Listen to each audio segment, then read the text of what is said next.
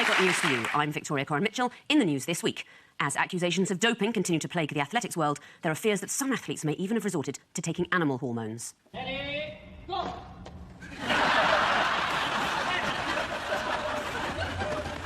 In a new documentary about the sad fate of former child stars, ITV2 catches up with the son from the Teletubbies.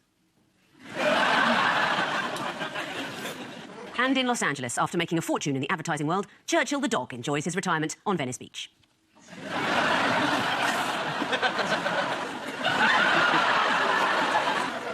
On Ian's team tonight is a comedian and actor who went to the same private school as George Osborne, which, by my reckoning, makes him the fourth poshest person on the show tonight. Please welcome Hal Cruttenden.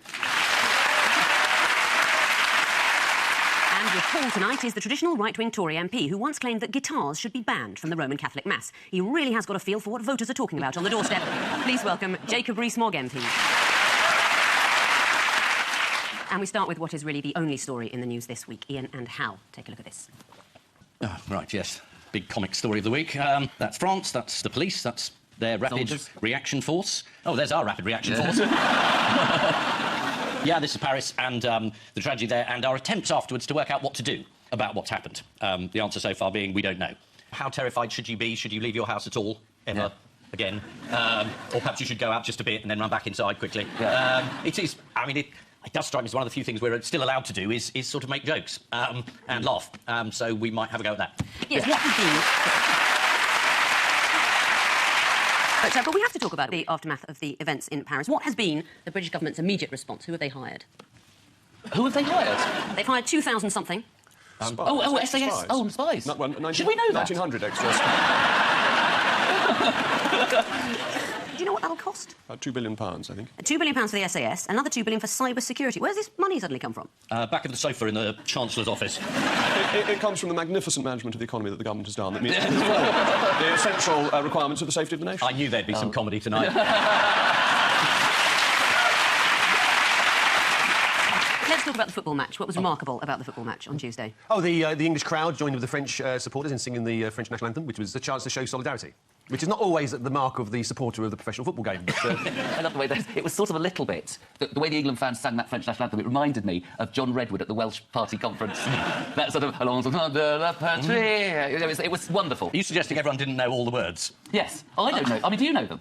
Well, yeah, obviously. Not everyone knows the words to the English national anthem. I think the leader of the Labour Party wasn't too clear on them a few weeks ago. Now, I must... Oh, God. And the Marseillaise is quite bloodthirsty, really. I mean, it is quite a sort of full-on defensive number, which is why it was quite moving, really. But I think the French national anthem is perfect for this, because it is all about we're going to stand up and be... Whereas ours is all about just saving the Queen. We've already got enough security around her. It should really be... Yeah. Wembley Stadium looked rather magnificent. The tricolour was up there. The tricolour has been put on various things. There are questions about taste. I mean, Facebook brought in a tricolour colour filter that everyone could have on their Facebook page, and Apple did that, and then there's... Oh, look, there's the bit where the tax should be. Yeah. Well, then there's Uber, the curious cab company. They did that. there seems to be a bit of a pile-up north of the river. One of the most touching corporate tributes, this website... went with the... Oh, that's proper solidarity. Is that really true? I'm going to look that up when I get home. That's the most pathetic excuse. I mean, what do you think? Is that a good thing that they put that there? Is it grief? Is it marketing? I think it's probably marketing. But it's all right if everyone joins in, really. I mean, it's mildly nauseating, but... I think that's a bit cynical, actually. Do you think so? I think that even senior corporate figures can be moved by great events. Usually, I think it is marketing, but I think on this occasion it was very genuine across the You are country. extraordinarily generous, aren't you? No, I think simply realistic about this, actually. I think you're being a bit harsh for once. I hope not. What are more recent developments in Paris? What's been happening? There's been more raids, and they've killed the mastermind. Well, why do they call him a mastermind? That's the whole problem with this, that we sort of, I think, jazz up these people as, oh, they are evil masterminds, they're all these things, and actually, they're quite sad cases, most of them. So, well, all of them. So yeah, I'm not going to say there's one I was going to accuse you a bit. I wasn't going to say you're being a bit harsh on these men. I don't know his name. Yeah, well, I think that's quite a good thing, really. It's the one thing he wants is for everyone to know his name, and if we just don't mention it, that seems to be a small reward. Yes. How did Kay Burley of Sky News capture the national mood? Oh, yes. This was a picture of a Labrador, I think. A Labrador dog that she said had sadness in his eyes. Yes, that's what Kay Burley tweeted, and people on Twitter were quick to respond, weren't they, with their own tweets? Here's one.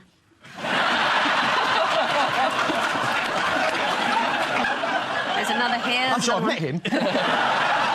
No, that is sad. Yeah. What did Donald Trump have to say about the events? Oh, gosh, now this was really well informed. America, he said, should strongly consider shutting mosques. I'd hate to do it, but it's something you're going to have to strongly consider. Well, he's just split an infinitive, which is quite embarrassing. Some people are that you could beyond redemption, aren't They are. Did anybody else say anything particularly intemperate? that you Nigel noted? Farage said something stupid, didn't he? Surely not. Yes, he did. Was he saying stop all refugees coming or something? That was his... Rupert Murdoch had something to say about refugees. He tweeted, Obama facing enormous opposition in accepting refugees. Maybe make special exception for proven Christians. Yeah, one of the Republican presidential candidates has said the same. Is it really embarrassing being right-wing sometimes? When you have... All I can say to that is Jeremy Corbyn.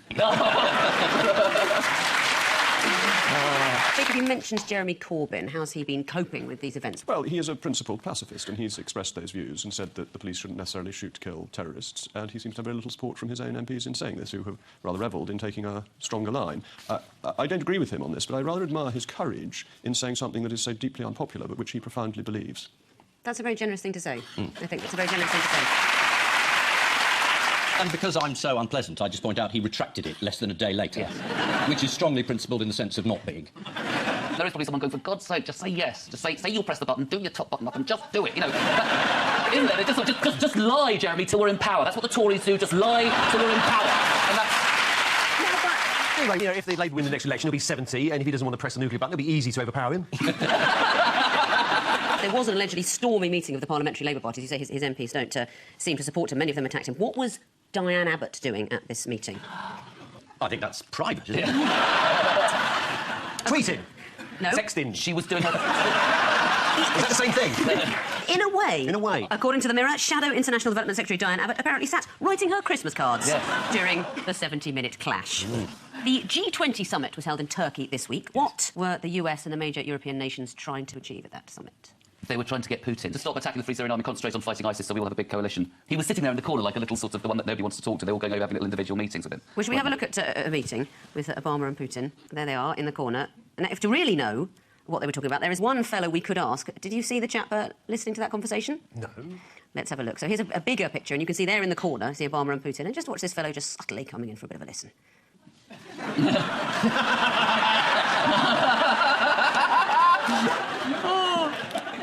Yes, this is the aftermath of the terrorist attacks in Paris. The Times reported that in an attempt to capture one suspect still on the run, France warned people to look out for a citron. Also, a mime artist, a poodle and a man on a bike selling onions. David Cameron attended the game at Wembley to demonstrate the unity between England and France. It was a perfect football match for him, as for once, it didn't matter if he forgot which team he was meant to support. One man leading the hunt for the terrorists is Belgium's Interior Security Minister, Jan Jambon, showing defiance to Islamic State, even with his surname. Paul and Jacob, take a look at this. OK.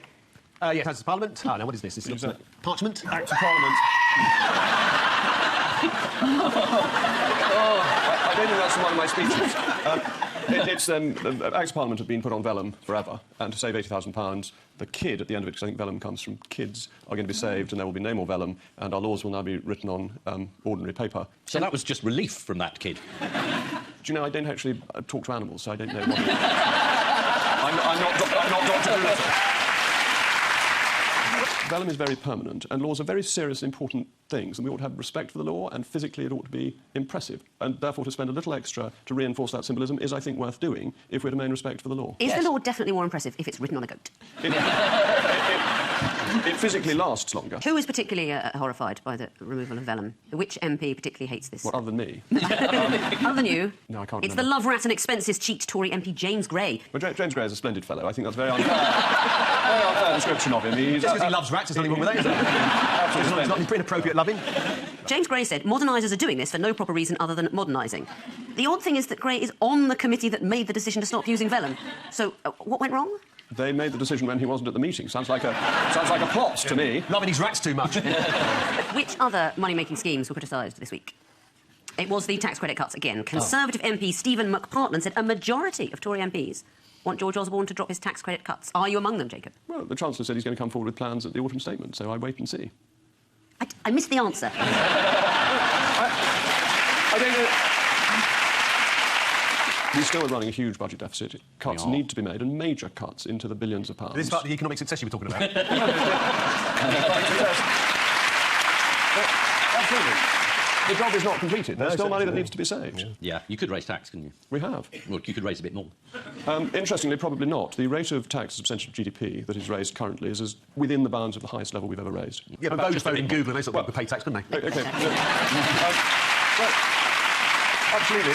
And So you'd be going after those? The Chancellor's done this. The Chancellor's done exactly this. Has he? Oh, that's good. Plans Do they know to ensure that...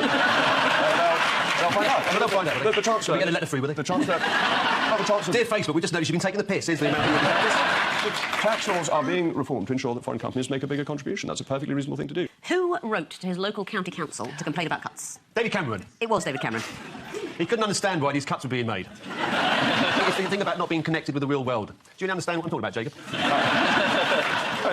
He did do that. David Cameron Yeah, he wrote did. to Oxfordshire County Council to say he was worried about cuts to frontline services from elderly day centres to libraries to museums. This is in addition to the unwelcome and counterproductive proposals to close children's centres across the county. He's doing something perfectly reasonable. Let me defend... let me defend the Prime Minister, yeah, perhaps. But what he was doing was saying to the Council that they should make different choices. The idea that there isn't waste in local councils that can be reallocated to the really important services is one that I think is false, and he was encouraging them to do that reallocation. They did send back quite a long letter saying why they couldn't do that, saying, no, we've cut everything else, now we've got to cut this. And the reason we've got to make these cuts is because the Central Office has offloaded most of the cuts onto local government. I'm just paraphrasing.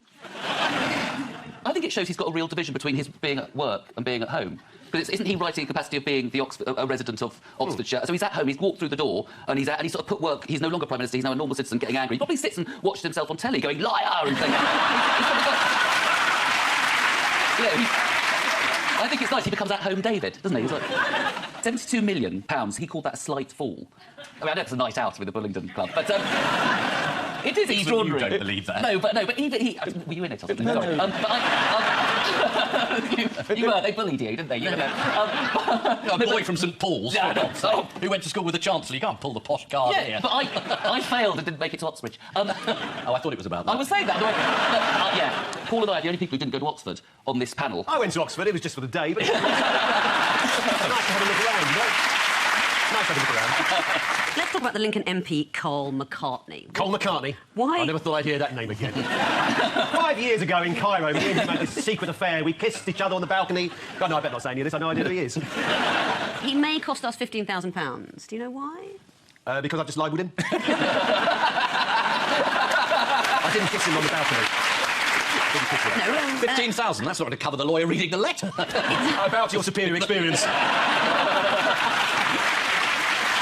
No, it's to do with the way his name is written. He wants the parliamentary records changed because they print his name with a small c, like this. And he thinks it should be written with a sort of floaty c, like this. And so far, it's cost several £100s to change the parliamentary records, but changing it on Hansard, the House of Commons website, could cost £10,000 to £15,000. That's because it's written on vellum, and you can't easily rub it out. But that's absolutely ridiculous. Not on his wanting his name spelled properly, most people do, but that it should cost that sort of money to make a tiny little change on a computer system where even I don't hold myself up as a great expert in this field, knows that you can change fonts on machines quite easily. Most of us want our names spelled correctly, don't we? It's a reasonable ambition in life. May I just say... Achievable for most of us. I find you extremely attractive.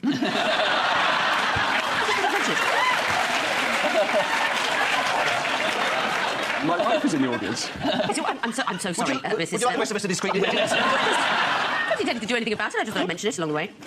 Let's talk about Sir John Chilcot. Yeah, why not? That'll kill the mood. We're still waiting for... You're going to tell me you find him very attractive? You like a man who takes his time?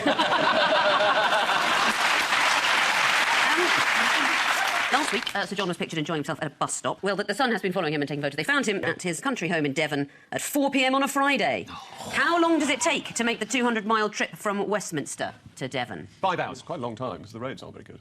He'd have needed to leave at midday. And he could have spent all that time just writing out, Blair is guilty. Jeremy Corbyn, though, a picture of him emerged in Australia on a teenager's back. Yes, he's being tattooed onto the back of Corbyn fan. What's a tattoo? Let's have a look at the tattoo. Let's have a look at the tattoo. This is That's nice. a young chap called Kieran Horsfield who has had Corbyn's face tattooed onto his... That's not Corbyn, that's Colonel Sanders. What job did Jeremy Corbyn give recently to Ken Livingstone? He's put him on the committee to decide about renewing Trident or not. Isn't the review that they're sort of heading it up equally, so you've got a pro-Trident, anti-Trident, is what I thought was quite... Yes, because the person who's got the job Yes. as Defence Am I being Secretary, really has got the stupid wrong view. No, but it's just that he's just putting somebody in with both views. So I sort of You don't normally appoint in every ministry someone who's pro-farming, someone who's anti, someone who's pro-energy, somebody who's not. But this is the new You politics. tend to... This is the new politics of Labour. It's about confusion. It's about people debating either side. That's what I thought. It was quite nice to have Ken Livingstone there to be anti-Trump. I'm not taking a position on this, but I think it's quite nice. Well, you're fitting in beautifully. I know. How did Maria Eagle, the Shadow Defence Secretary, how did she find out about it? I believe somebody tweeted it. Yes. She found out on Twitter. A source, don't know who that is, claimed that Maria Eagle feels like she has got an older man in to mark her homework. There's a lot of people in the Labour Party said that there's a bit of a problem with women on the old hard left. They don't appoint any, and then they don't like it when they get positions of power. So Ken was brought in to make sure she says the right thing. And she's very cross, and so's her deputy, who had a go at Ken, and Ken had a bit of a go at him. Yes, well, I'm that's paraphrasing. Right. Shadow Defence Minister Kevin Jones questioned the appointment, and what happened? Well, Ken said he's depressed, he needs psychiatric help, he should go and see his MP. Yeah. His GP. But Kevin Jones has been open about having suffered from depression. That's why it was a particularly terrible and stupid thing to say. And then Corbyn told him to apologise, so he tweeted an apology. He took back the apology, really. Well, and he said he started it. Should we have a look at him on Newsnight? Okay, yeah, go on. Are you apologising to Kevin If Jones? anyone's upset, I'm sorry about that. But I didn't start this. Let me ask you a final, very simple question. Yeah. Who, in a rare succinct moment, neatly summed up how we all feel on a Monday morning? Bob Geldof. No? It was... Happy no. It was James Naughty. Would you like to hear it? Yes, go on in. Doesn't sound like him. Shit. This is the news that Parliament is about to be dragged kicking and screaming into the 19th century by abandoning vellum in favour of this new stuff called paper. James Gray of the Commons Administration Committee was not happy to be losing vellum. Modernisers are doing this for no proper reason other than modernising, he said, in a statement hand-illustrated by the monks of Lindisfarne. Also this week, a teenager from York has had a tattoo of Jeremy Corbyn done on his back. The most famous person to have had Jeremy Corbyn's face on their body is, of course, Diane Abbott. Too much. Meanwhile, Tory MP Carl McCartney has asked for his name to be typed differently on parliamentary records in a move that could cost the taxpayer £15,000. He's said to be unhappy that his name is spelt with a lowercase c. Don't worry, Mr McCartney, I'm sure we'll all use a big C from now on. And so to round two, the one-armed bandit of news. Fingers on buzzers, teams. Here's the first one.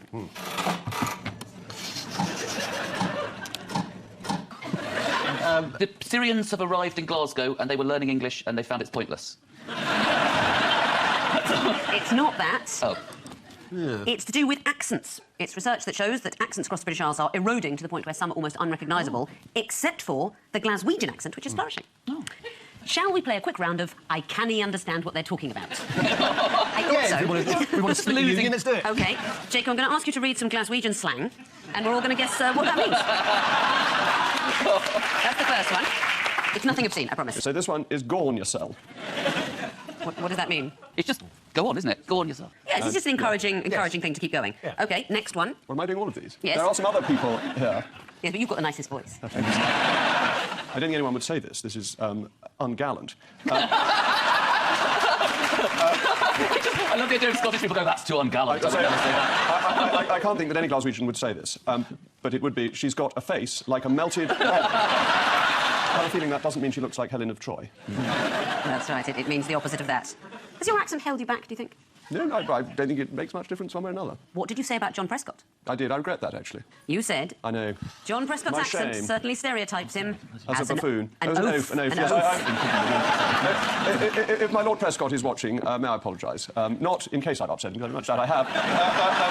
But because I think it was a rude thing to have said, and I regret having said that. I think it's quite brave of you as well, because he'd really take you in a fight, wouldn't he? This is the news that, unlike nearly all other accents, the Glaswegian accent has remained the same for over 100 years. Apparently, the rest of us are all starting to sound the same because we all watch EastEnders. That's rubbish. And anyone who disagrees with me is a slag. They're going to get a slap. Fingers on buzzers, teams. Here's the next one. Blimey. Ian and Hal. I think this is a man who went on holiday and filmed his whole holiday with the camera around the wrong way filming him. So that was his whole holiday, was just a picture of his face going, oh, that's good.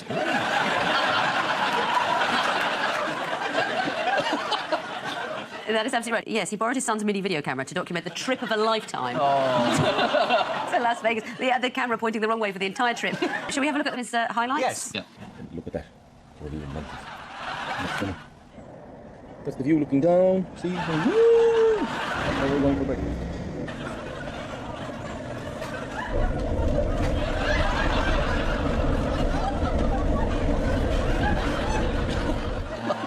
You did ironically attempt to take a selfie on his trip. Shall we have a look? That's his selfie. In other photography news, why did a man in Canterbury get into trouble in court this week? Oh, I think I know. He took a photograph of himself because his wife or girlfriend didn't believe he was in court. That's exactly right. It was a witness, Amric Kiro, took a selfie in court to prove his whereabouts to his disbelieving wife, who wanted him home. Unfortunately, he was spotted by officials and charged with contempt and locked up in jail for 7 days. At least his wife knew where he was that week. This is the dad who borrowed his son's mini video camera and held it the wrong way round while filming his holiday in Las Vegas. In the end, Joseph Griffin was so fed up with people making fun of him that he put a gun to his head and shot a lamppost on the other side of the street. Fingers on buzzers, teams. Here's the next one. Paul and Jacob. Well, I think this is to do with athletics and that they're all taking drugs. Not everybody's taking Well, drugs. the English don't, No. nor do the... nor do the Scots, the Welsh or the Northern Irish. That's right. But everyone else seems to. And there's been a great row about this. Is one country in particular? Russia. Yeah. Russia has been suspended from competing in international athletics. Why? Because they're all taking drugs and have done. and have done for years, and they've fiddled the testing regime. The key with this one, I think, is that they've said that Russia was complicit in the doping by individual athletes. Do you know what I like the fact it's the World Anti-Doping Agency, or WADA. It's just that image of the Russians going, oh, yeah, WADA, WADA, WADA. You know? The Russian sports minister, Vitaly Mutko, what's he been accused of doing? Selling cheese illegally. Sort of the opposite. Buying cheese.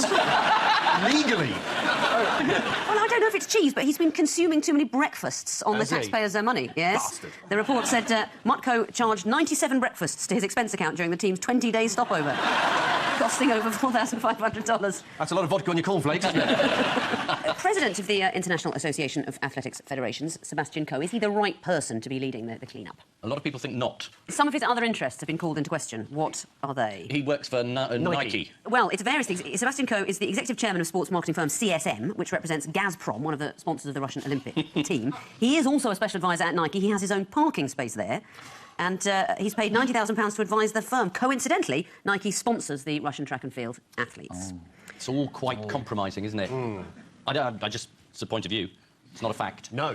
But the lawyers are there again, 15 grand. Yeah. Lord Coe was also once chairman of FIFA's ethics committee. Oh, well, there we I are. didn't have one. I do want to talk about a football match. Yes. How did one footballer protest at a linesman this week? Unusual method of protest. Did he... he was sent off and he went home to the linesman's house, disguised himself as the linesman's wife, had a very fruity Saturday night, and then in the morning revealed who he was. You're not as far as you might think.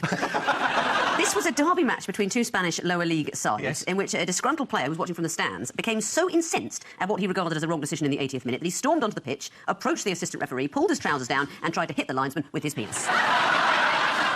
Wow. This Is there no footage? This is the news from the world of athletics, that Russia has been taking the piss and systematically destroying it. The Times listed all the finishers in the women's 1500 metres final at the London Olympics, which featured 4 drug cheats, including Ekaterina Kostetskaya, who came 9th. The Russians have launched an urgent inquiry into how someone who took that many drugs could be that shit. Time now for the odd one out round. It's just one between you this week. Your 4 are a Google car, the blink of an eye, a Japanese runner, and Bertie the tortoise. Well, it must be about speed, mustn't it? Because we've got a sort of tortoise there. The Google car... The car was stopped for going too slowly by Going the too California slowly. police. Right, OK. The Japanese runner, he seems to be of a certain... He seems to be quite an old-looking man, so I should imagine he doesn't move that quickly these days. So he's probably a marathon runner, but probably does it between sort of February and October. The tortoise is the odd one out, because that's the obvious one that goes slowly, and so it must be the odd one out. The tortoise is the odd one out Yes. because they are all too slow, apart from the tortoise, which recently broke the tortoise world speed record. Was it falling off a mountain? We need to have a look at him, sure. Yeah, go on, let's have a look at Let's see. He's on something. Yeah. Looks like tarmac. Thank God the tyres are there. Yes, exactly. He might sort of hit them at high speed and then burst into flames. Scientists have discovered that a blink of an eye is slower than a drop of a hat. They've been studying speed cliches. Right. Yes, they measured the drop of a hat at 5.7 metres per second. Yes. And a blink of an eye was slower than that. 6.94 metres per second was a ferret up a trouser leg. What about a rat up a drain? That was one of the slowest, which came in at 0.9 metres per second. Very slow. What about shit off a shovel? And what about the Japanese gentleman? Yeah, what about the Japanese gentleman? He's 105. 105, oh, I didn't know. 105-year-old Hidekichi Miyazaki became Yeah. the world's oldest competitive sprinter, and he completed the 100 metres in 42.22 seconds. Should we have a look at him in Well, action? he's doing well, isn't he?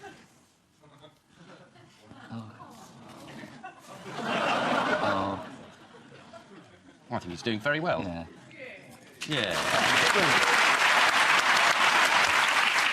He'll be dating Jerry Hall in no time.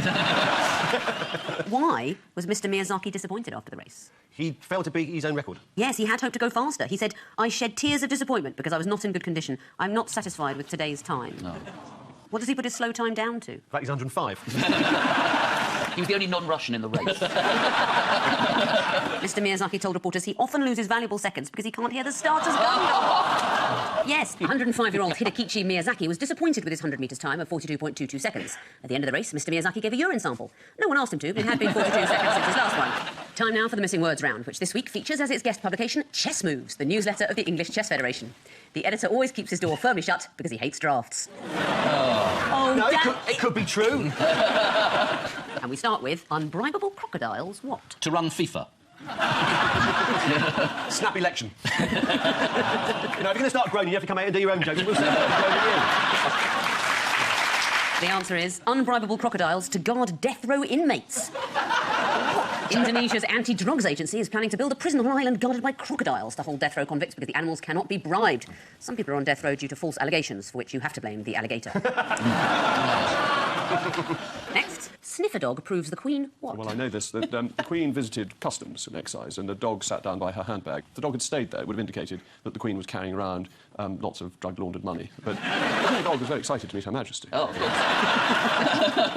The full headline is, sniffer dog proves the Queen does not carry cash. A 6-year-old Springer Spaniel called Ruby, who works for the Border Force at Heathrow, stopped the Queen this week. The sniffer dog was looking for counterfeit cash, something the Queen's only seen once, when she stumbled across a drawer full of banknotes at Highgrove, on which Prince Charles's face had been painted in watercolours over hers.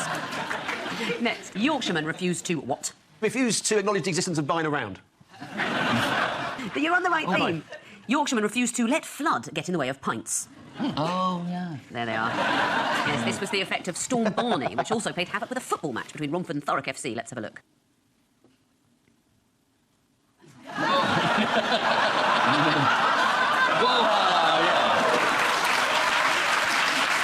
Next, my most memorable chess moment was playing one Englishman who what during the game? Drank a cocktail. Ruled India. Reflected about the old times between the war. By myself and Bunty on the beach. Do you think the sea will ever change, darling? Will it always be wave after wave? My most memorable chess moment was playing one Englishman who would always make cat-like noises during the game. Oh. This is, of course, from Chess Moves. The reporter also tells of one incident where I had a perfectly normal opponent step outside for a smoke and return boggle-eyed to the chess tournament. Better than being chess-eyed at a boggle tournament. Next, Tesco advertises for what? Is this accountant? It's something festive. Fatty Christmas boy. Your fatty Christmas I think boy. I know what... Jacob knows what it is. I think I know what it is. I think it's for people to untangle the wires of your Christmas lights. It is. But I... What Why? is a fatty Christmas boy? You're right, it is for professional Christmas lights untangling. And finally, man creates what because he found what embarrassing? Adam created clothes because he found nakedness embarrassing, but that's not exactly a news story, is No. it? Didn't happen this week. No, it is more topical than that. Man creates a special arm because he found selfie sticks embarrassing. Here he is.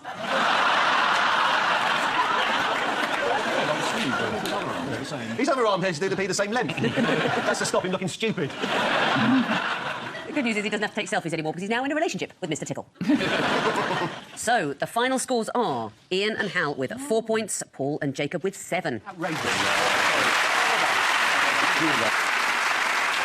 Before we go, there's just time for the caption competition. I think it's Noah going, sorry, there's got to be two of you. You're not getting...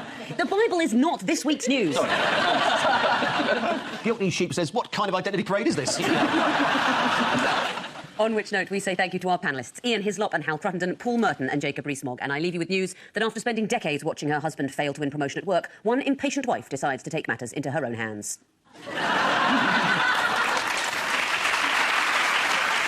At a meeting of European leaders, one delegate tries to raise morale by burping the alphabet. And in Harley Street, there are fears that things may not quite have gone to plan with Alan Yentob's cosmetic surgery. Good night.